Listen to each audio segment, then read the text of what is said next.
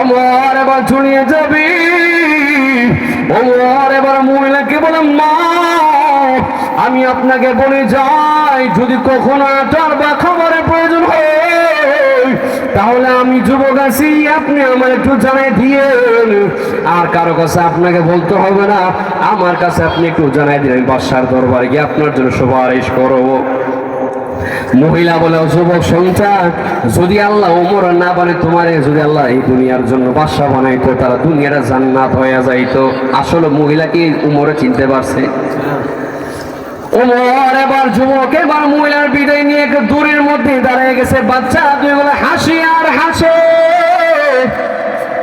মহিলা এরকম ভাবে আনন্দ হাসে আর আমার কাছে দোয়া করে, দুনিয়ার মধ্যে ওমর না বলে এই যুবককে যদি বাদশা বানাইতে তাহলে আমাদের জন্য কতই না ভালো হয়ে যাইত। ওমর রাদিয়াল্লাহু তাআলা পিছন দাঁড়িয়ে চোখের পানি ছাইরে ওমর কান্না করে আসলাম ডাক দিয়ে বলে, আমিরুল মুসলিমিন হঠাৎ কেন আপনি কান্না করেন, কেন দাঁড়ায় আছেন? ওমর বলে, আসলাম গুলাম, এতক্ষণ পর্যন্ত মহিলার কষ্টগুলো নিজের মাধ্যমে, নিজের চোখের মাধ্যমে দেখতে পাইলাম। আল্লাহর কাছে আমার বিরুদ্ধে বিচার দিয়েছে। সন্তানগুলা কান্না করে করে জমিনের মধ্যে, সন্তানগুলা জমিনের মধ্যে ঘুমায় গেছে, না খাবার খাইয়া সন্তানের জমিনের মধ্যে ঘুমাইল। কিন্তু আমি এত কষ্টগুলো দেখতে পাইলাম, তো দূরের মাধ্যমে দাঁড়াইয়া দাঁড়াইয়া তাদের শান্তিগুলো দেখে যাই, তাহলে মনের মধ্যে শান্তি আসবে। তাদের কষ্টের সময় আমি তাদের পাশের মধ্যে আমি দাঁড়িয়ে গিয়েছিলাম।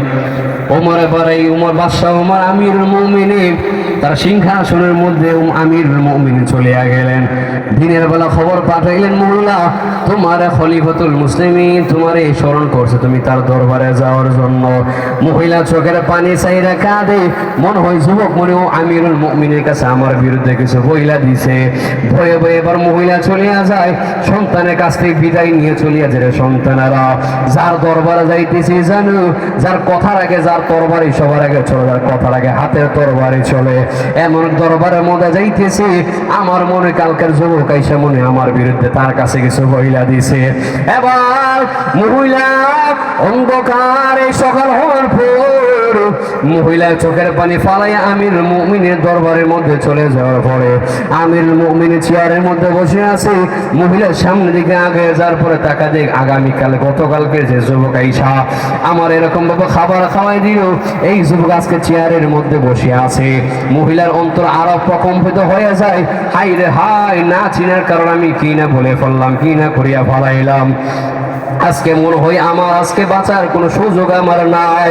ওমর গলার মধ্যে একটা লম্বা একটা পাগড়ি অথবা লম্বা রুমাল অথবা কাপড় ওমরের গলার মধ্যে পেঁচানো। এবার ওমর মহিলাকে বলে, আম্মা যান, এই নেন আমার এক পাশে ধরেন, আমার রুমালটা এক পাশে ধরিয়া আমার গলার মধ্যে পেঁচায় জমিনের মধ্যে আপনি আমাকে টানেন, কারণ আমি এত বড় বাসন ফের আপনি সাধারণ একটা জনগণ খোঁজ খবর আমি নিতে পারি নাই। কারণ আমার বর্তমান অবস্থার মধ্যে যদি একটা পানি কুকুর যদি না খায় মারা যায়, তাহলে আল্লাহ দরবারের মধ্যে আমাকে আল্লাহ জিজ্ঞাসা করবে, তুই জীবিত থাকা অবস্থায় আমার একটা পানি কেনে না খাইয়ে মারা গেল, আল্লাহর কাছে আমি জবাব দেওয়ার মতো আমি ওমরের কোনো আমার সার্থকতা নেই, আমি ওমরের কোনো ক্ষমতা নাই। ও মা, যত শাস্তি আছে আপনি দুনিয়ার মধ্যে আমার দিয়ে দেন, আল্লাহর দরবারে আপনি আর বিচার আচার দিয়েন না। এর টাঙ্গা এলাকার মুসলমান ও আমার আম্মা জানেরা, এমন একজন আদর্শ নেতা কি আমাদের মধ্যে আছে, যেই নেতা এসে নিজে নিজে এসে আমাদের খোঁজ খবর নিয়ে নেবে, আমাদের সমস্যাগুলো নেতা এসে দেখবে, এমন আদর্শবান নেতা কি আমাদের মধ্যে আছে নাকি রে বাবা? এর নবীর উম্মতের দল, ইনসাফ ভিত্তিক যদি আপনি কোন নেতা পাইতে চান তাহলে ইসলামিক দল ছাড়া আর কোন নেতা আপনি পাইবেন না। এই দল ছাড়া কোন আপনি নেতা তালাশ করে পাইবেন না। তবে হ্যাঁ, যে সমস্ত নেতারা যারা আছে, যারা ইসলাম ভিত্তিক নিয়ে যারা চলাচল করবে অবশ্যই ভালো হবে, আমাদের কোনো আপত্তি থাকবে না। এই জন্য সাহাবীদের মতো ঈমান আনয়ন করতে হবে। যেই সমস্ত সাহাবায়ে কেরাম নিজের ধর্মের জন্য, দ্বীনের জন্য এত কষ্ট করলো, এমন ভাবে আমাদের জন্য এই ধর্মকে আস্তে আস্তে আমাদের মধ্যে পৌঁছে দেওয়ার জন্য যত প্রকারের কষ্ট